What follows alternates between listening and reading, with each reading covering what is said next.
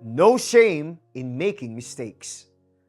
Alam mo ba na hindi masama ang magkamali, pero importanteng matutunan ang mga pagkakamali natin. Minsan parang napakahirap tanggapin ang correction ng iba, lalo na kung akala mo ay tama ka.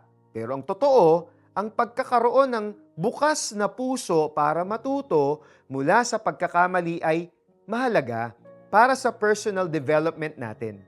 Consider this story of a son na naniniwala na alam na niya ang lahat.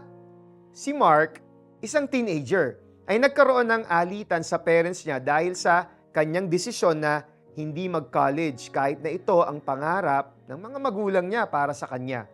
Sa halip na makinig sa kanilang payo, nagrebelde siya at nagtrabaho agad. After a few months, narealize si Mark na hindi ganoon kadali ang buhay outside school. His work did not match his expectations at napansin niyang mas maraming opportunities ang nawawala sa kanya dahil sa kakulangan ng edukasyon.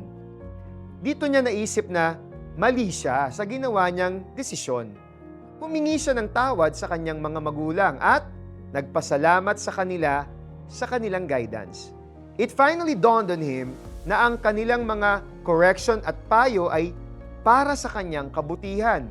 Natuwa ang mga magulang niya sa kanyang pagbabago ng puso at pagtanggap ng kanilang guidance.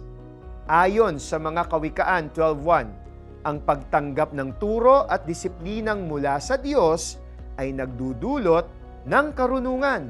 Ang pagkakaroon ng humility na aminin ang pagkakamali at magpasalamat sa correction ay nagdadala sa atin ng tunay na wisdom.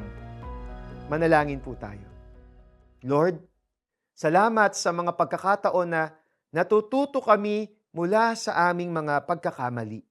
Tulungan niyo po kaming maging bukas sa correction at feedback at hindi magalit at magtago sa aming mga pagkukulang. Bigyan niyo kami ng humility at wisdom para magpatuloy na mag-improve at matuto mula sa inyo. Sa pangalan ni Jesus. Amen. Kapag may natanggap kang correction o feedback, tingnan ito bilang opportunity for growth. Huwag magalit o mag-defend ng sarili. Sa halip, tanggapin ito ng may bukas na puso. Ang bawat pagkakamali ay pagkakataon para matuto at maging mas mabuting tao. Laging humingi ng guidance sa Diyos at matuto mula sa ating experiences para mas maging wise ang ating mga desisyon. Ang taong may unawa ay tumatanggap ng payo. Ngunit ayaw mapaalalahanan ang matigas ang ulo. Mga Kawikaan 12:1. Ako po si Eric Totanes. Laging makinig sa Diyos. God bless.